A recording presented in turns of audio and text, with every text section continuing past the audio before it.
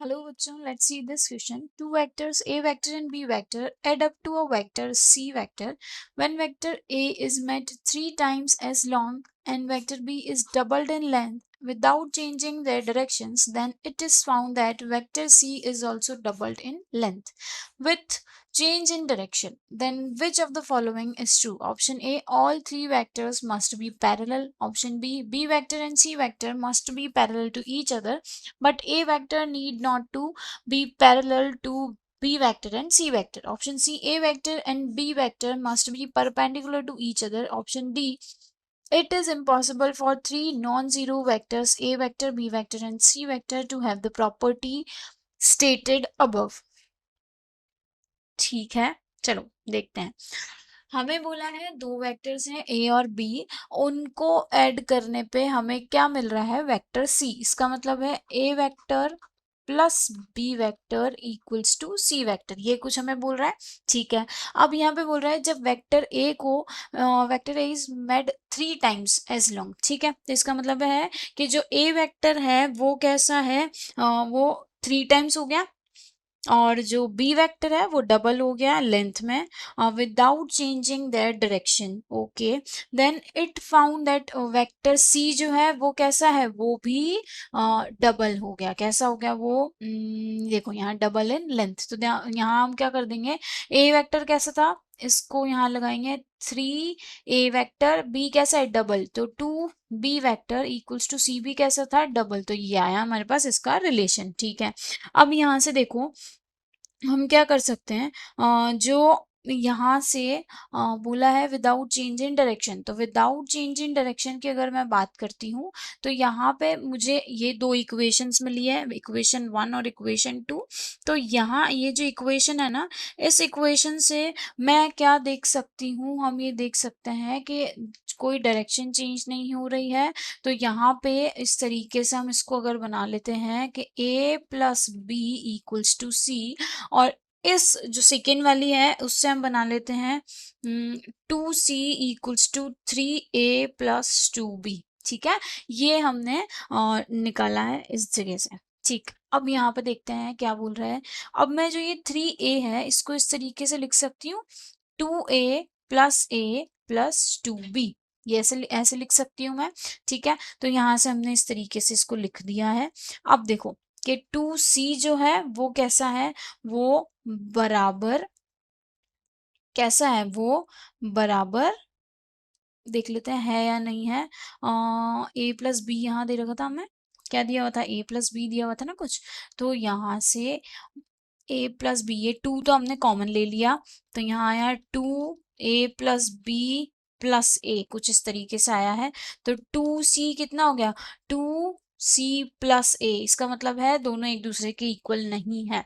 अब देखो हमने ये जो कंडीशन लगाई थी, ये कंडीशन कब की है, जब हम जो ऑप्शन ए है ना, ये जो ऑप्शन ए है, अगर इसकी कंडीशन को हम सही मानते हैं तब की बात है ये। ठीक है, कि तीनों जो वेक्टर्स है मस्ट बी पैरेलल हैं, तो पैरेलल की कंडीशन में क्या हो जाएंगे, ये कुछ इस तरीके से होते हैं। ठीक है, तो हमने यही कंडीशन यहाँ पे अप्लाई करी और इससे क्या पता चला हमें कि जो ये कंडीशन है, ये जो ऑप्शन है वो गलत है, सही नहीं है, तीनों वेक्टर्स पैरेलल नहीं है। ठीक, तो ये गलत हो गया।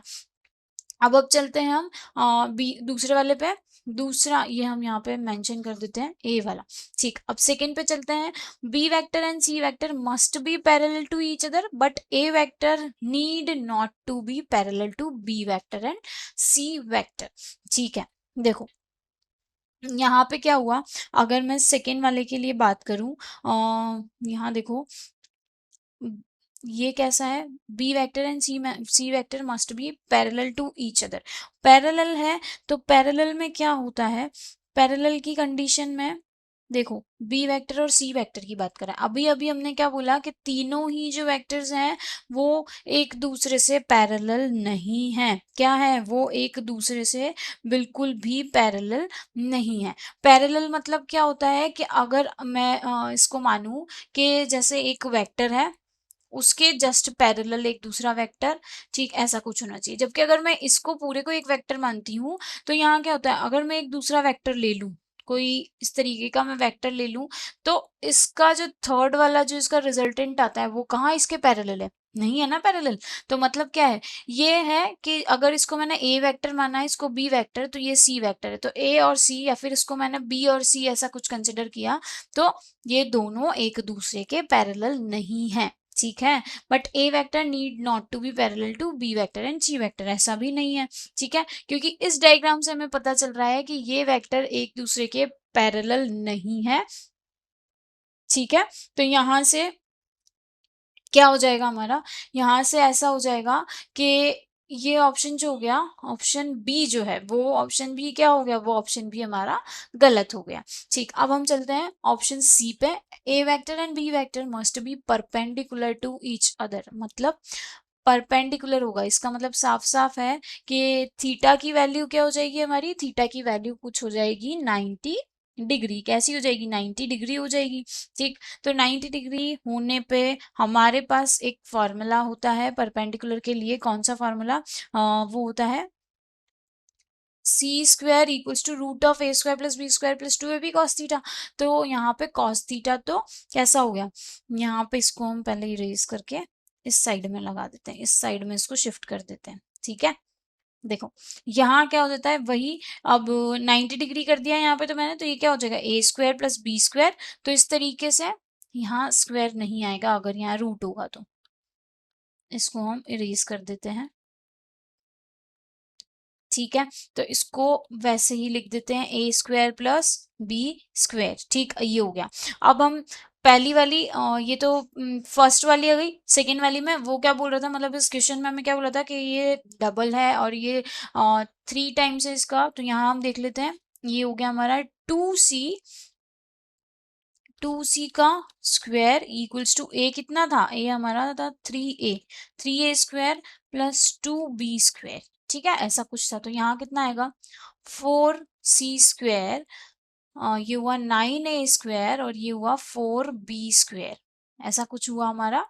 तो यहाँ से अगर मुझे ए स्क्वायर प्लस बी स्क्वायर चाहिए है, तो वहां मैं सी स्क्वायर लेके आऊंगी, ऐसा कुछ होगा, यहाँ मैं सी स्क्वायर लेके आऊंगी। तो यहाँ से जो 4c स्क्वायर है, अगर इसको मैं इस तरीके से बना लूँ, जैसे हमने इस इक्वेशन में किया था, इसको 3 टुकड़ों में ऐसे बना दिया था हमने, तो इसको भी हम कर देते हैं। अगर 4c स्क्वायर इक्वल्स टू 9 को हम कितने उसमें कर सकते हैं, 4a square plus 5a square plus 4b square, ऐसे कर सकते हैं। तो यहाँ से 4 कॉमन आ गया, तो a square plus B square, तो a square plus B square में क्या हो जाएगा 4c square equals to 4c square plus 5a square, ऐसा कुछ आ रहा है। तो ये भी बराबर नहीं है, ठीक है, ये भी बराबर नहीं है एक दूसरे के, ठीक। तो यहाँ से ये भी बिल्कुल गलत हो जाता है कि हमारा ऑप्शन सी है वो भी गलत है। अब बचा कौन सा, ऑप्शन डी के जो तीनों जो कंडीशंस हैं वो इम्पॉसिबल है, तो प्रॉपर्टी जो है वो गलत है। तो हमारा ऑप्शन कौन सा हो जाएगा, option D is a correct answer. Best of luck.